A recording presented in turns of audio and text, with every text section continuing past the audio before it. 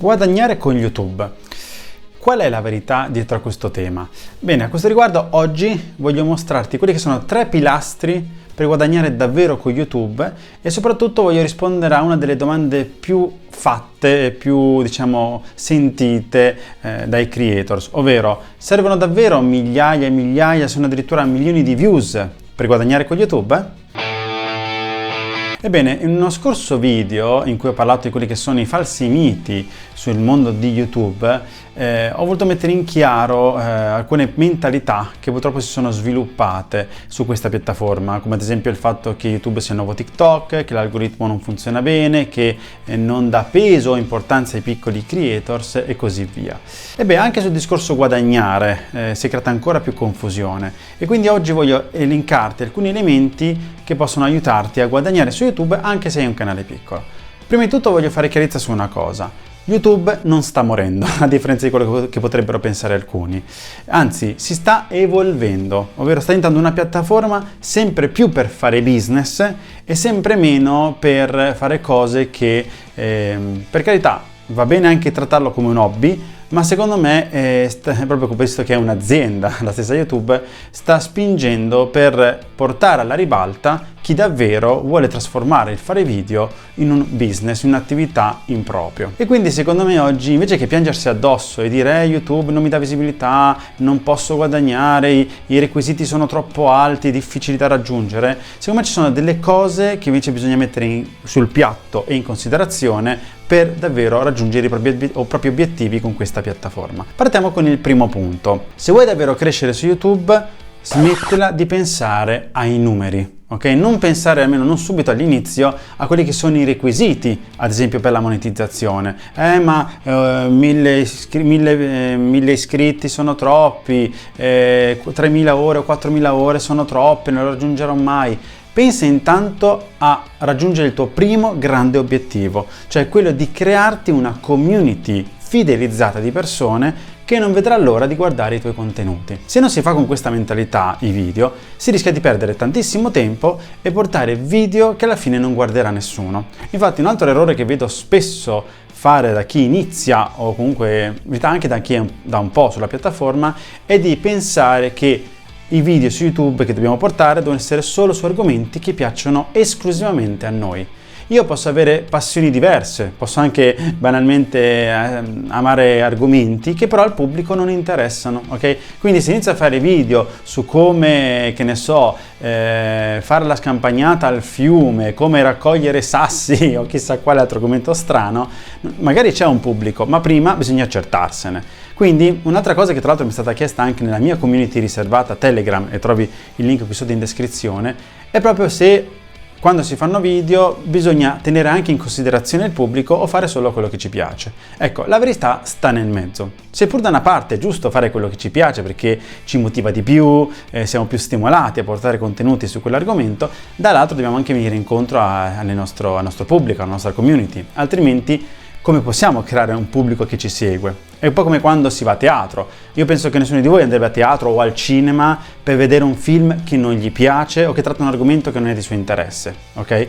Quindi stessa cosa dobbiamo fare noi, trovare il giusto equilibrio tra quella che è la nostra passione, ok? O un argomento su cui abbiamo interesse e quello che piace agli utenti. E in altri video ho spiegato come identificare questi argomenti e capire cosa piace alle persone. Prima di continuare ti invito a lasciarmi un bel like ed iscriverti al mio canale attivando la campanellina su tutte le notifiche per non perderti i miei prossimi consigli e di entrare nella mia community Telegram riservata, link qui sotto in descrizione nelle schede, in cui troverai al suo interno risorse esclusive e in cui potrai confrontarti con altri utenti di YouTube. Un secondo pilastro che devi tenere in forte considerazione se stai iniziando a fare video su YouTube, se stai pensando di farlo, è legato anche a quello che ho detto all'inizio, non pensare troppo e subito alla monetizzazione. La monetizzazione è sicuramente un obiettivo che possiamo raggiungere tutti con il giusto impegno e lavorando sodo, però è qualcosa che deve essere secondario, anche perché io sono un altro promotore di un altro pensiero importante, ovvero che non deve essere per forza YouTube il fulcro del nostro guadagno, ma piuttosto uno strumento, un veicolo che possiamo usare anche se facciamo pochi numeri per guadagnare soldi con questa piattaforma. Per esempio, alcune metodologie che sto vedendo che alcuni stanno iniziando ad utilizzare è portare le persone che sono su YouTube su siti esterni, come potrebbe essere il nostro sito web, il nostro e-commerce, oppure fare la cosiddetta affiliazione, altri ancora fanno il dropshipping, insomma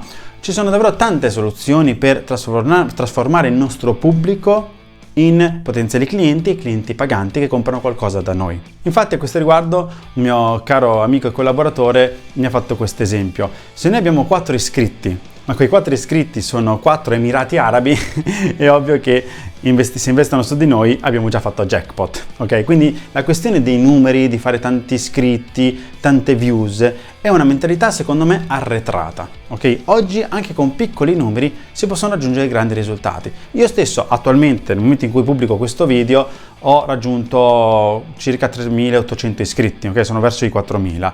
Eppure ho persone che entrano nella mia community, partecipano ai miei webinar, acquistano i miei percorsi formativi, consulenze, servizi, eccetera. Quindi non serve per forza avere grandi numeri per raggiungere obiettivi interessanti. Poi, per darti giusto anche qualche idea, un po' te l'ho accennato, puoi crearti il tuo sito per vendere consulenze su qualcosa su cui sei esperto, oppure vendere prodotti fisici, un po' come fa Amazon per intenderci, usando il dropshipping. Adesso non sono esperto di questo tema, ma ne ho sentito parlare tanto, quindi potrebbe essere eventualmente una soluzione.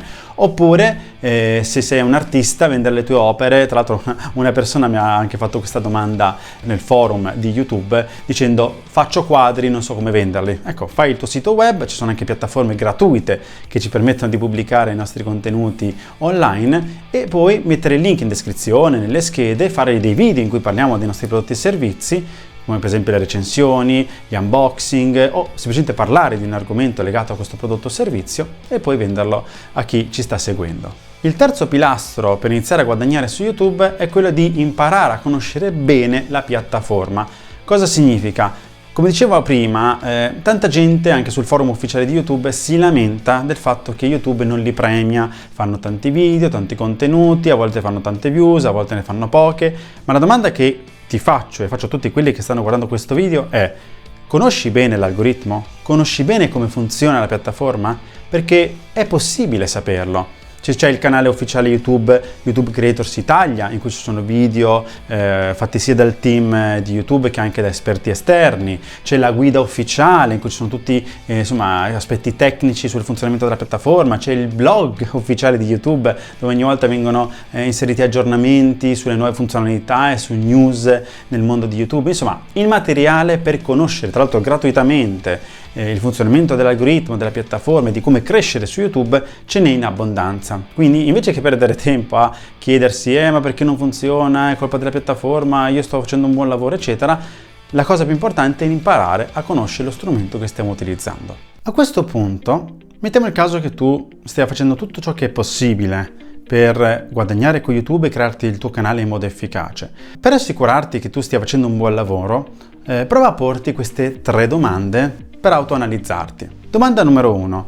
L'argomento che hai scelto è monetizzabile? Nel senso, come dicevo prima, non dobbiamo per forza puntare solo ed esclusivamente sul sistema offerto da YouTube. Possiamo anche crearcene uno nostro esterno. Quindi, per far questo, dobbiamo assicurarci che il tema, l'argomento che stiamo trattando nel nostro canale possa trasformarsi in qualcosa che potremo vendere. Per esempio, se sei un coach che dà lezioni per fare palestra, esercizi, è sicuramente un'idea monetizzabile, perché poi puoi portare le persone sul tuo sito e vendergli le consulenze e il tuo percorso di training. Oppure se parli di recensioni, review dei prodotti che acquisti su Amazon, eccetera, puoi mettere il link di Amazon e venderli in affiliazione, o tu stesso magari farti il tuo e-commerce. Quindi, in poche parole, assicurati che l'idea che ti è venuta si possa trasformare in guadagni continuativi tramite appunto la vendita di prodotti e servizi. Una seconda domanda che potresti porti, soprattutto se sei all'inizio e magari stai ancora decidendo di cosa parlare nel tuo canale, è: ne so abbastanza per farci dei video? Ho abbastanza conoscenze e competenze?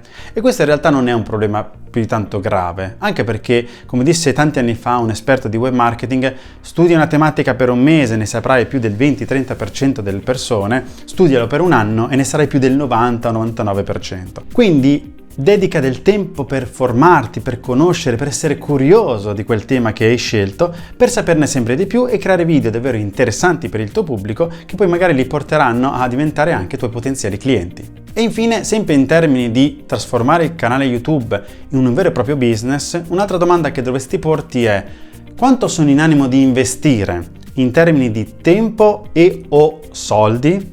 Cosa voglio dire con questo?